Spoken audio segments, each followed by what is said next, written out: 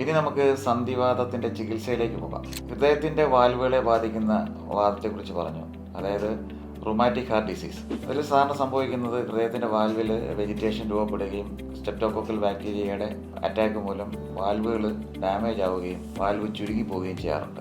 ഇത് ഹൃദയത്തിൻ്റെ പമ്പിങ്ങിനെ ബാധിക്കും. അത് സ്വാഭാവികമായിട്ടും ശരീരത്തിൽ ഓക്സിജൻ എത്തുന്നത് കുറയ്ക്കുകയും അത് കാർഡിയക് ഫെയിലിയറിനും ലങ് ഫെയിലിയറിനും ഒക്കെ അങ്ങനെ സ്ട്രോക്ക് അങ്ങനെ പല കാരണങ്ങളിലേക്ക് എത്തിക്കുകയും ചെയ്യും. മരണത്തിന് കാരണമാകുന്ന ഒരു അസുഖമാണ് റുമാറ്റിക് ഹാർട്ട് ഡിസീസ്. അപ്പോൾ അതിന് സ്വാഭാവികമായിട്ടും ഇതിൻ്റെ ചികിത്സ എന്ന് പറയുന്നത് ആൻറ്റിബയോട്ടിക്കുകളും അല്ലെന്നുണ്ടെങ്കിൽ വാൽവ് റീപ്ലേസ്മെൻറ്റുമാണ്. രണ്ടാമത് നമ്മൾ ആലോചിക്കുന്നത് സന്ധികളിൽ ബാധിക്കുന്ന വാദത്തിനെ കുറിച്ചാണ്. സന്ധിവാദത്തിന് പൊതുവെ ആധുനിക ചികിത്സയിൽ anti inflammatory drugs, immunosuppressants, pain killers ഇവയാണ് യൂസ് ചെയ്യുന്നത്.